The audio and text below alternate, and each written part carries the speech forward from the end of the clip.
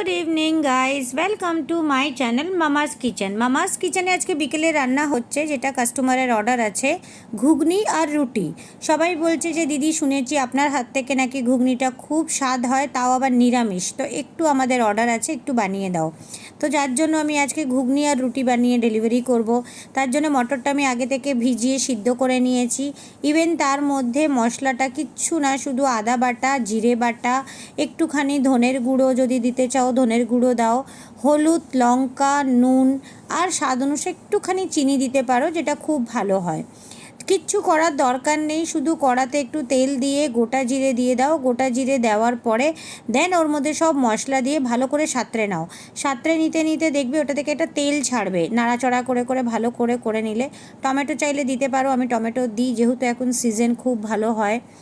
দিয়ে এবারে নুন দিয়ে দিলাম। কি হয় কি, আমরা মশলাটা যতটা কষবো, কষার পরে যে তেলটা ছাড়ে না, তার মানে মশলাটা পুরোপুরি সিদ্ধ হয়ে গেছে ওটা। এরপরে ওর মধ্যে যে তেলটা ছাড়বে তার মানেই হচ্ছে যে আমাদের মশলা পুরো রেডি। এবারে তুমি তার সাথে যেই সবজিই বানাচ্ছ তার মধ্যে দিতে পারো। তো আমি যেরকম ঘুগনি বানাচ্ছি, তো যা মটরগুলো সিদ্ধ করে রেখেছিলাম সেইগুলো আমি সম্পূর্ণ এর মধ্যে দিয়ে দিচ্ছি। দেওয়ার পরে আমি ভালো করে এটাকে নাড়াচাড়া করব। নাড়াচাড়া করে আমি ছেড়ে দেবো, কেন একটু গ্রেভিটা যেহেতু গাঢ় হবে, রুটি দিয়ে খাবে, একদম ফ্যানে করে তো দিয়ে লাভ নেই, কেন টেস্ট পাবে না। কাস্টমার যদি টেস্ট না পায় তাহলে সে কিন্তু নেক্সট টাইম আমাকে অর্ডার দেবে না। তারপরে আমি বাড়িতেই পুরোপুরি রুটি করছি। দেন আমি এরপরে সমস্ত যার অর্ডার আছে প্যাকিং করব, প্যাকিং করে আমি পাঠাবো। আপনাদের ভালোবাসা আমি জানি অনেকটা এগিয়ে যাব, আপনারা এরকমভাবেই আমাকে হেল্প করবেন।